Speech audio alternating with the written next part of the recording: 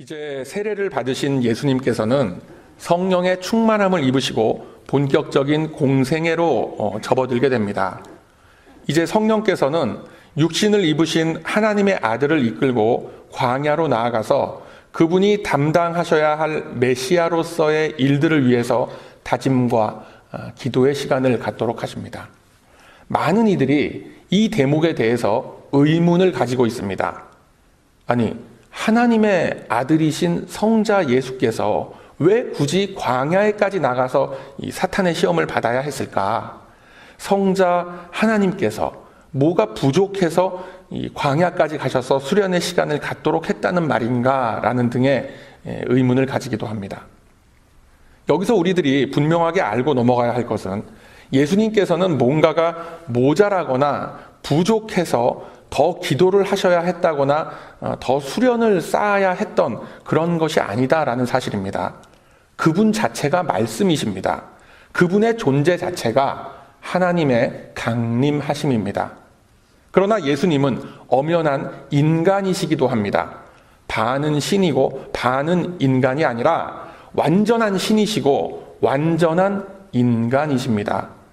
인간 예수님께서 이제 그가 담당해야 할 사역을 앞두고 그것을 하나님 앞에서 증명해내는 절차로서 광야에 나아가시게 된 것입니다. 2014년도였나요? 그 일전에 있었던 브라질 월드컵 대회에서 한국 대표팀이 졸전 끝에 예선 탈락을 하자 그 방송 캐스터가 이런 말을 했습니다. 그 선수들과 팬들을 위로하면서 우리가 이번 월드컵을 치름으로써 많은 것들을 새로 배우게 된 그런 계기가 됐습니다. 그래서 너무 실망들 하시지 마시고 앞으로 한국 축구 발전에 큰 경험과 도움이 될 것 같습니다. 라는 그런 위로의 멘트를 방송에 나와서 했습니다. 그러자 바로 그 옆에 있던 그 선수 출신의 해설자가 이영표 선수였나요? 말하기를 월드컵은 경험하러 나가는 자리가 아니라 증명하기 위해서 나가는 자리입니다. 라고 단호하게 말을 해서 아주 큰 주목을 받았던 적이 있습니다. 세계 최고 클래스의 그 축구 선수들이 모여서 자웅을 겨루는 그 대회를 놓고 경험을 쌓기 위한 정도의 마음가짐으로 경기에 임한다면 질 수밖에 없다라는 말을 남김으로써 국가대표 선수로서의 어떤 정신력과 마음 자세를 일깨웠던 유명한 그런 일화가 있습니다. 자, 오늘 우리들이 나눈 본문도 바로 이러한 것입니다. 예수님은 성자 하나님이십니다. 누군가가 만들어서 우리의 생각과 우리의 관념 속에 존재하게끔 한 그 가상의 인물이 아니라 천지의 창조 전부터 스스로 존재하시고 영존하시는 삼위일체 하나님의 한 위격이신 분이십니다. 인류 역사 속에 실존하셨던 분이시고 지금도 영원한 하늘나라의 공간 속에 계시는 분이십니다. 그리고 그의 대속의 죽으심과 부활, 승천하심을 믿는 성도들의 심령 속에 성령으로서 함께 동거하시는 분이 바로 예수 그리스도이십니다. 해서 그분과 함께 동행하는 저와 여러분의 삶이 다 되시길 바랍니다. 자, 그러한 예수님께서 이제 공생애를 감당하실 준비가 되어 있는지의 여부를 시험하는 그런 자리에 서신 것이 아닙니다.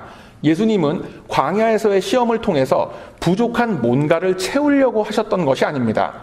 예수님께서는 이미 사명을 감당할 준비가 충분히 되어 있다라는 사실을 성부 하나님 앞에 증명해내기 위해서 광야 40일의 기간을 가지셨던 것이었음을 우리가 기억할 필요가 있어요. 광야에 나가신 예수님을 보면 마치 모세가 40 밤낮을 시내산에 올라서 하나님의 말씀을 받아 내려온 것이 연상되기도 합니다. 그러나 이 땅에 강림하신 하나님의 아들은 40일을 광야에서 굶주림과 갈증과 여러 가지 고통들을 이겨내면서 자신의 소명과 자신의 각오를 다시 한번 점검하고 또 보여내는 그런 시간을 가지셨던 겁니다.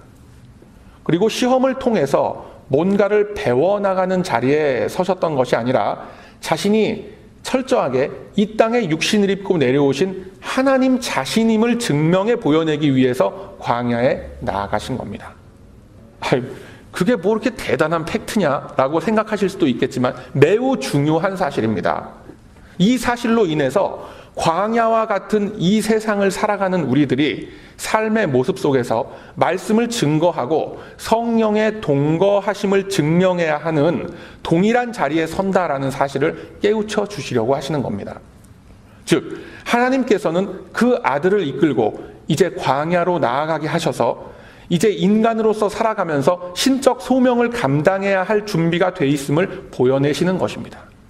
이제 앞으로 자기 백성을 구원할 메시아로서의 직분을 감당하기 위해서 친히 자기 백성들이 겪는 고통들을 체휼하시기 위함이었다라는 것을 성경은 증언하고 있습니다.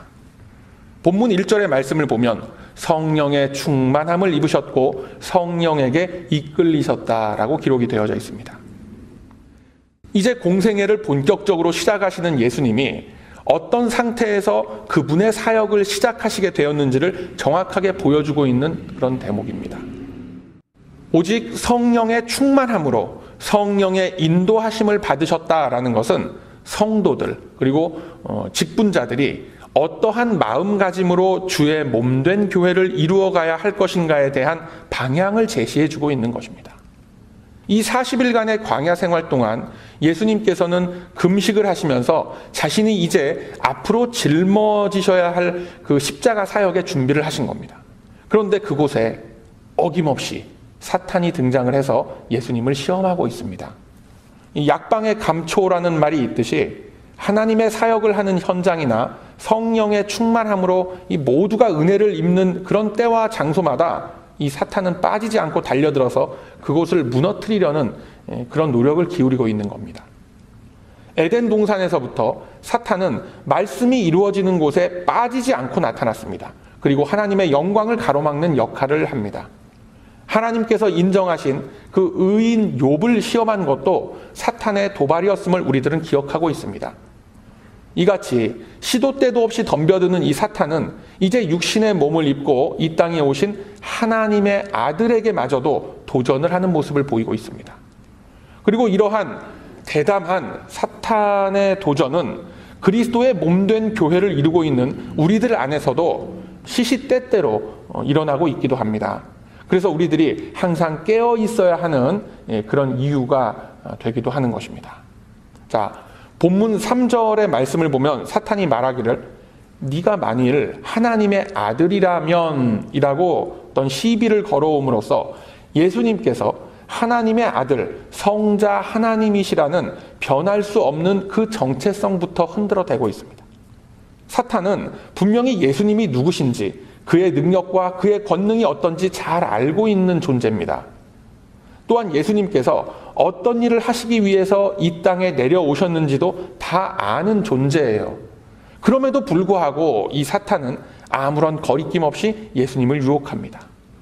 즉, 그리스도인들의 정체성서부터 흔들어대는 것입니다. 우리들이 살아가다 보면 이와 비슷한 패턴의 그런 시험을 많이 겪게 되기도 합니다. 이거 열심히 믿는 그런 하나님의 백성인데 저분에게 저런 일들이 벌어질까? 과연 하나님이 계시다면 우리들 안에 왜 이러한 일이 일어날 수 있단 말인가? 라는 의문이 쉼없이 발생하는 것이 우리들의 일상생활입니다. 그뿐만이 아니라 우리들 주변의 사람들을 통해서도 사탄은 유혹의 손길을 뻗쳐오고 있어요. 아니, 당신이 언제부터 예수 믿었다고 뭐 그렇게 유별나게 그렇게 하고 다니면서 살아? 인생 다 그렇고 그런 거야. 믿는다라는 사람들도 뭐 다 대충 그냥 그렇게 살던데 뭐 좀 어때? 이렇게 하면서 우리들의 마음을 조금씩 허물어뜨리고 있어요. 그래서 오늘의 이 말씀과 같이 예수님께서 직접 시험을 당하시는 장면이 우리들에게도 예사롭지 않게 다가오는 겁니다. 사실 예수님은 현재 40여일을 굶주린 상태입니다. 예수님이 가진 권능과 능력으로서 돌을 떡으로 만들어 먹을 수 있다는 것은 아주 쉬운 일입니다. 말 그대로 누워서 떡 먹기입니다. 그러나 사탄이 예수님을 유혹하는 근본적인 동기는 빵 한 조각을 먹고 안 먹고의 문제가 아닙니다. 사탄의 본질적인 의도는 예수님에게 쉬운 길을 가라라는 것입니다. 좁은 길을 가지 말고 넓은 길을 가라라는 것입니다. 즉 예수님께서 이루셔야 할 대속의 사역을 포기하고 눈앞에 닥친 즉각적인 어려움과 고통서부터 해결해야 한다라고 유혹하는 겁니다. 자, 이러한 사탄의 유혹은 그럴듯한 제안입니다. 아니, 하나님의 아들이 뭐가 부족해서 그렇게 굶주리고 계십니까? 그것도 이 광야에까지 나오셔서. 그렇지 않습니까? 사탄은 예수님의 신성이나 그의 권능을 인정하지 않는 게 아닙니다. 사탄이 예수님에게 유혹한 것은 그분의 능력과 예수님의 권세가 잘못된 장소와 잘못된 시간에 사용되기를 원하는 겁니다. 하나님이 주신 소명을 완수하는데 그의 권능을, 예수님의 권능을 사용하는 게 아니라 예수님 개인의 문제에 그의 신적 능력이 사용될 수 있게끔 유혹을 하는 겁니다. 그리고 이러한 유혹과 시험의 패턴은 오늘날에도 동일하게 성도들의 삶을 파고들고 있다는 사실 앞에 우리가 반드시 깨어 있어야 함을 기억하시길 바랍니다. 사실 우리 인간은 누구나 몇 끼니를 굶으면 거의 이성을 잃게 되는 지경에 다다르게 됩니다. 멀리 찾을 거 없습니다. 제 자신만 봐도 그렇습니다. 하루만 굶어도 벌써 이건 앞이 노랗게 보이고 막 온몸이 부들부들 떨리고, 그 단계를 지나면서 이렇게 보다 보면은 정신이 오히려 맑아지고 잠시 동안 좀 또렷해지는 그런 체험을 하기도 합니다. 그러나 그것도 며칠이지, 이제 40일을 굶었다라고 한다면 생리적으로 더 이상 정상적인 혈압과 정상적인 그 맥박을 제대로 유지하기가 힘든 상태에 다다르게 됩니다. 인간으로서 정말 견뎌내기 힘든 극한 상황까지 내몰리게 되면 누구나 자신의 신념과 자신의 주관을 꺾게끔 되어 있습니다. 사탄은 예수님께서 가장 힘들고 고통스러우셨을 그 순간을 놓치지 않고 딱 치고 들어가는 겁니다. 그러면서 대담하게 감히 예수님을 시험합니다. 이러한 사탄의 유혹에 맞서는 우리 예수님의 모습을 보면 역시나 하는 감탄이 나올 정도로 성령에 충만하고 아주 확신에 찬 그런 결연한 모습을 보여내십니다. 자, 예수님은 신명기 8장 2절과 3절의 말씀을 인용하시면서 그 말씀의 능력으로 이겨내셨어요. 신명기의 말씀을 보면 이 이스라엘 민족은 동일한 시험으로부터 실패했다라는 것을 보여줍니다. 말씀하시길, 하나님께서 이스라엘로 40여 년간 광야를 걷게 하신 것을 기억하라. 이것은 너를 낮추시며 너를 시험하사 내 마음의 상태와 함께 말씀을 지키는지의 여부를 시험하기 위함이라 라고 하십니다. 그리고 이어서 말씀하길, 너의 열조들이 알지도 못했던 만나를 먹이셨던 것은 사람이 떡으로만 사는 것이 아니요 여호와의 입에서 나오는 말씀으로 사는 줄을 너희로 알게 하려 하심이라 라고 말씀하시는 겁니다. 바로 이 신명기 말씀의 근거가 되는 구절은 또 출애굽기 16장의 말씀입니다. 이 두 장면 사이에, 그러니까 신명기 8장과 출애굽기 16장 사이에는 40년이라는 시간의 간격이 있습니다. 출애굽을 했던 그 이스라엘 백성들은 무사히 홍해를 건넜어요. 뒤따라오던 애굽의 군대가 수장되는 모습을 눈으로 지켜보면서 환호성을 질렀습니다. 그리고 이제 광야로 길을 떠나자마자 어떻게 됐습니까? 물이 없다, 목마르다라고 불평을 하고 원망을 합니다. 그러자 하나님께서는 곧바로 엘림이라는 오아시스를 만나게 하시고 그곳에서 그들은 또다시 하나님의 기적과 같은 인도하심을 체험합니다. 이제 갈등이 해결됐습니다. 그러자 이제는 배고픔을 호소합니다. 우리가 차라리 애굽 땅에서 그 고기 가마, 고기 그릴 그 옆에 거하면서 배불리 먹었을 때와 그 떡을 배불리 먹었을 때가 참 그립다, 그때가 좋았었다라고 한탄을 하죠. 이 사람들이 아무것도 지금 기억하지 못하고 있는 겁니다. 그들은 400년간을 애굽에 머물렀었고 그 중에 거의 300년 가까운 시간을 비참한 노예로 지내던 것은 그건 기억하지 못합니다. 이제 불과 시간 한 2주 정도 지난 시점입니다. 당대 최강의 애굽 군대를 피해서 탈출을 했고 마실 물이 없어서 걱정하던 때에 하나님이 오아시스를 제공해 주셨던 일은 불과 한 3주, 한 달도 채 안 되는 그 기간 동안에 다 잊어버리고 만 것입니다. 뿐만 아니라 모세가 시내산에 말씀을 받으러 올라간 바로 그때에 또 그 사이를 못 참고 금송아지를 만들어서 그 앞에 제사를 지내고 경배하는 이 추태를 저지르고 있는 겁니다. 이스라엘이 계속해서 불신앙의 모습으로 하나님의 뜻과 대립했던 그 속에는 어떤 영적인 측면의 갈등이 아니라 오직 그 육적인 부족함의 요구들을 채우기 위함이었다라는 겁니다. 결국은 이것에 대한 징벌로서 기껏해봐야 한 달도 안 걸리는 그 가나안 땅의 입성이 무려 40년이나 늦어진 겁니다. 그러한 이스라엘에게 하나님은 만나와 메추라기를 내려주시고 구름 기둥으로서 인도해 주셨습니다. 구름 기둥으로 햇볕을 맞게 해주셔서 이 천연의 에어컨이 광야에 가동되도록 해주셨어요. 밤에는 불기둥으로 따뜻한 광야의 밤을 보낼 수 있게 이 천연의 히터를 가동해 주셨던 겁니다. 결국 이스라엘 백성들은 광야에서 시험을 겪었다라고는 하지만 그 출발점도 다르고 고통의 기준이 예수님과는 전혀 달랐던 겁니다. 예수님이 사탄에게 하셨던 그 신명기 8장의 말씀을 인용한 그 대답은 사탄에게 전혀 다른 관점의 그 답을 보여내는 겁니다.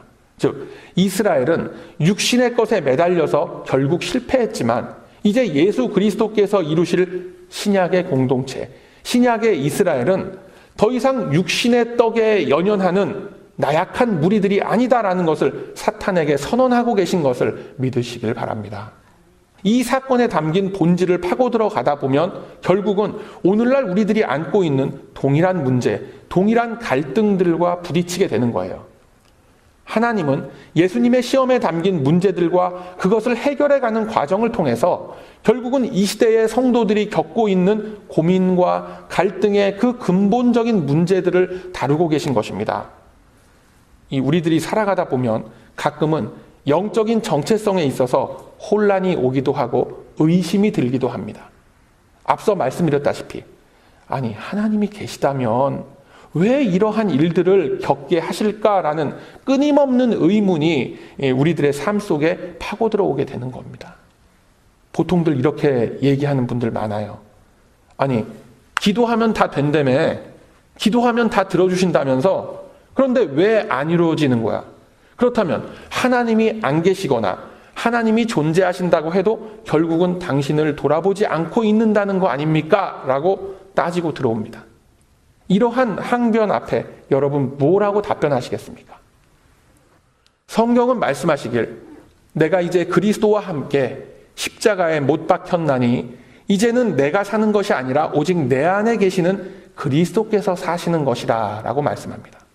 그리고 이어서 말씀하시길 내가 육체 가운데 사는 것은 나를 사랑하사 나를 위하여 자기의 몸을 버리신 하나님의 아들을 믿는 믿음 안에서 사는 것이라 라고 합니다. 이것이 성도가 추구해야 하는 삶인 것입니다. 이것이 성도가 살아가는 삶의 원칙입니다. 믿음의 고백이 있는 사람들은 누구나 이러한 삶을 살아가길 원하고 또 실제로 그렇다고 믿으면서 살아가고 있는 겁니다. 그럼에도 불구하고 우리들이 살아가고 있는 이 현실을 한번 보세요. 내 안에 거하시는 예수님께서 살아서 계시는 그런 것이 아니라 여전히 죄에 죽지 않고 멀쩡하게 살아서 움직이고 있는 나의 옛사람의 모습이 그대로 남아있어서 나를 주관하고 있지 않습니까? 그 옛사람의 모습은 끊임없이 나를 절망감에 빠지게 하고 실망시키고 좌절시키고 부정적인 생각에 빠지게끔 하는 겁니다. 그러다 보니까 예수 그리스도를 믿는 믿음으로 사는 것이 아니라 세상의 물질과 세상의 쾌락이 주는 달콤함을 추구하는 그 욕망을 가지고 살아갈 때가 참 많습니다. 이처럼 우리 성도들은 누구나 하나님께로부터 받은 영적인 사명과 실존의 삶이라는 그 간극 사이에서 고민을 하고 고통을 겪는 과정을 다들 거치곤 합니다. 아니, 뭐 예수 믿으면 떡이 나오냐, 돈이 나오냐? 도대체 당신 예수 믿는 목적이 뭐야? 왜 믿는 겁니까? 이런 질문이 주는 갈등이 있죠. 그리고 그리 아니하실지라도 나는 나의 주님을 버릴 수 없습니다 라는 그 신앙 안에서의 갈등을 우리들이 다 안고 살아가고 있는 겁니다. 여러분은 이 갈등 앞에서 어떤 답을 가지고 계십니까? 우리들은 이 실존의 삶 속에서 빵을 해결해야 하고 또 밖으로 드러나는 우리의 명예와 체면과 인간관계 등을 중요하게 생각하고 살아갑니다. 그런데 막상 더 고급한 가치라고 하는 성령의 충만함, 말씀의 은혜, 사랑으로 인한 기쁨, 이런 그 눈에 보이지 않는 가치들은 그 중요성이 우리 안에 많이 떨어지는 것 같습니다. 그러한 신앙의 덕목들로서 나타나는 것들은 대개가 우리들이 원하는 삶의 모습과는 좀 동떨어진 것들일 경우가 참 많습니다. 좁은 길을 택한다는 것, 손해보는 줄 뻔히 알면서도 내가 불이익을 당하게 되는 것이 뻔히 보이는데도 불구하고 그 길을 택하는 것을 놓고 뭐라고 합니까? 누구나 미련하다라고 하고 지혜롭지 못하다라고 하죠. 그러나 성경은 말씀하시길 십자가의 도가 멸망하는 자들에게는 미련한 것이요 구원을 얻는 우리에게는 하나님의 능력이 된다라는 것을 증거하고 계십니다. 우리가 겪는 고통과 우리가 택해서 걸어가고 있는 이 좁은 길들이 결국 하나님 능력의 길을 걸어가고 있는 것이다라는 것 믿으시길 바랍니다. 이러한 십자가의 도를 증거하는 자리에 저와 여러분은 부르심을 입은 겁니다. 그 부르심을 입은 우리들에게 있어서 그리스도는 하나님의 능력이요 하나님의 지혜입니다. 그래서 우리들이 살아내야 하는 이 십자가의 삶은 실존의 문제를 넘어서는 차원의 고급하고 거룩한 영의 세계에서의 삶인 것입니다. 그런데 사탄은 그것을 인정하려고 들질 않습니다. 우리에게 매우 달콤하고 합리적으로 속삭입니다. 눈에 안 보이는 것을 어떻게 믿냐? 실존주의가 최고다. 과학적인 근거가 있어야 될 거 아니냐라고 유혹을 합니다. 그래서 결국은 이 유물론적인 세계관으로 우리를 끌고 들어가는 겁니다. 이 치열한 경쟁에서 승리해야만 한다라고 하고 효율과 성공을 쟁취해야 한다라고 이야기합니다. 성도들이 이 세상의 높은 위치에 올라가야 그것으로 인해서 하나님의 기쁨이 되고 영광이 된다라고 합니다. 그럴듯하죠. 성도들이 가진 믿음과 기도의 능력을 세상에서 인정해주는 목표를 이루는 것에 사용해야 한다라고 얘기합니다. 어떻습니까, 여러분? 그럴듯하게 들리죠. 그러나 이러한 것들은 성경에서 나온 세계관이 아닙니다.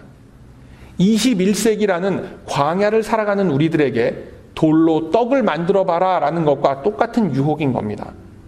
여러분, 당연히 생존을 위해서 떡은 필요합니다. 그러나 우리 성도에겐 나의 필요로서 만들어낸 그 떡이 필요한 것이 아닙니다.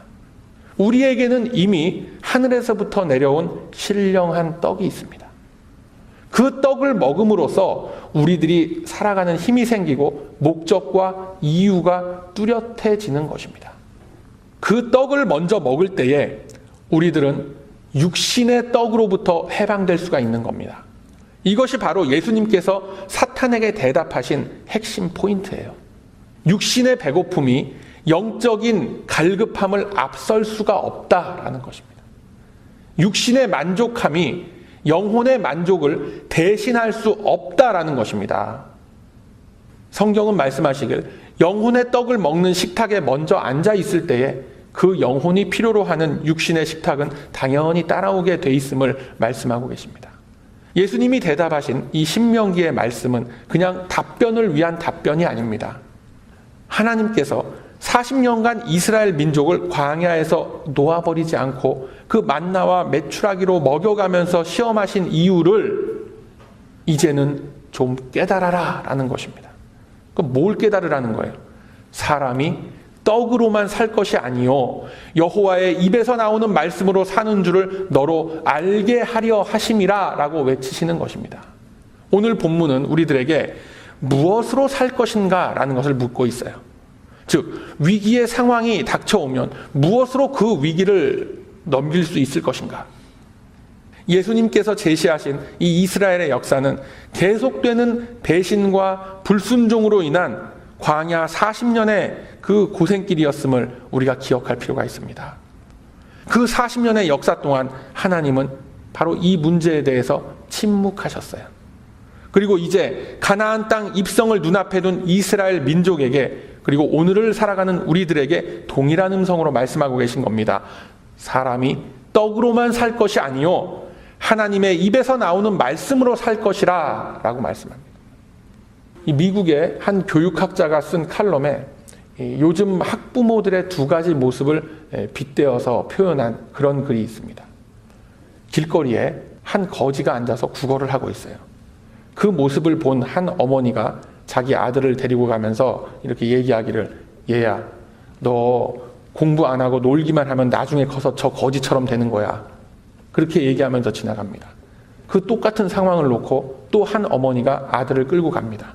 손 붙잡고 가면서, 얘야, 너 저거 봤지? 공부 열심히 해서 훌륭한 사람이 네가 되면 바로 저런 불쌍한 사람을 도울 수 있는 힘을 갖게 되는 거란다 라고 얘기했다라고 합니다. 그러면서 어떤 방법으로든지 자식에게 공부를 시키려는 그 학부모들의 열성에 대해서 이야기를 하는데, 이 같은 결론이지만 접근 방법은 참 다르다라는 칼럼 쓴 것을 제가 본 적이 있습니다. 주님은 우리 성도들에게 신앙생활의 고난 속에서 어떠한 기준과 어떠한 관점을 가질 것인지 그 원칙을 제시해주고 계신 것입니다. 먼저 눈에 보이지 않는 가치들을 추구하면서 삶 속에서 예수 그리스도를 드러내며 증거하며 믿음으로 살아갈 것을 말씀하고 계신 것입니다. 사랑하는 우리 베다니 가족 여러분, 이 시대를 살아가는 우리들 자신을 놓고 한번 봅시다. 결국은 우리들도 이 실존의 문제를 해결하기 위해서 발버둥 치면서 그렇게 살아가고 있는 거다. 그렇지 않습니까? 현실의 문제, 그 이외의 것들은 더 이상 바라보질 못하고 생각하지를 못하고 그냥 그렇게 살아가는 겁니다. 즉, 나의 필요와 나의 불안감만 해소가 된다면, 나의 욕구만 해결이 된다면 그 해결의 방법과 그 본질이 어디에 있던지 상관없다라는 거예요. 하나님이건 금송아지건 간에 내 문제만 해결되면 그만이다라고 생각하는 거예요. 그냥 좋은 게 좋은 거다라고 여긴다라는 거예요. 오늘 우리가 나눈 본문은 이 사탄의 도전 앞에서 예수님은 어떻게 대항을 하시는지, 그 의미가 무엇인지 말씀하고 있습니다. 사탄은 현실의 문제, 실존의 문제를 걸고 넘어집니다. 당장 빵이 없어서 네가 지금 굶고 있는데 너 어떻게 할래? 이대로 죽을 수는 없지 않느냐? 왜 네가 가진 그 능력을 그렇게 썩히고 있느냐라는 질문을 하고 들어오는 겁니다. 그런데 이것에 대한 우리 예수님의 답변은 전혀 다른 관점에서 나오는 답입니다. 그래서 이 본문의 말씀은 거꾸로 우리들에게 질문을 던지고 있는 겁니다. 왜 예수를 믿습니까? 당신이 가지고 있는 믿음의 밑바탕에는 도대체 무엇이 깔려 있습니까? 라는 것을 우리에게 묻고 있는 겁니다. 우리들이 신앙인으로서 살아가는 이 목적은 분명해야 합니다. 빵으로 대표되는 육신의 정욕, 안목의 자랑, 이생의 자랑, 더 이상 우리들의 목적이 될 수 없습니다. 최소한 예수 믿는다라고 하면 나의 존재로 인해서 하나님께 영광이 돌려져야 합니다. 즉, 나의 존재가 하나님의 기쁨이 돼야 합니다. 이 간단하고 단순한 사실이 다른 관점으로 우리가 인생을 바라볼 때 도저히 받아들여지지가 않았던 것입니다. 왜 나의 기쁨으로 나의 꿈과 나의 욕망을 이루면서 사는 것이 하나님의 기쁨이 되는 것보다 중요하면 안 된단 말인가? 라는 그 질문 앞에서 주님은 다시 한번 우리들에게 말씀합니다. 너희 조상들이 광야 40년을 뺑뺑이 돌았던 그 이유를 다시 한번 생각해 보거라. 사람은 떡으로만 사는 존재가 아니란다 라고 안타까운 마음으로 외치시는 주님의 마음을 이 시간 마음 깊이 새기시는 귀한 시간들이 다 되시길 소망합니다. 오직 주님의 소유된 백성으로서 주님의 뜻을 이루며 살아가기를 소원하는 그 거룩한 심령마다 주님은 우리를 위하여 찢기신 그 몸과 우리를 위하여 흘리신 그 보혈의 은혜를 충만하게 채워주실 것입니다. 그 믿음과 그 소망을 가지고 이제는 육신의 떡이 아닌 생명의 떡을 갈망하시는 우리 모두가 되시길 바랍니다. 그러함으로 이제는 육신의 떡에 함몰되는 것이 아니라 오직 주께서 찢기고 흘리신 생명의 떡, 생명을 살리는 그 복음만을 품고 오직 믿음으로 주께서 주시는 참 소망의 기쁨을 마음껏 누리시는 저와 여러분의 복된 삶이 다 되시길 이 아침에 주님의 이름으로 축원드립니다. 아멘.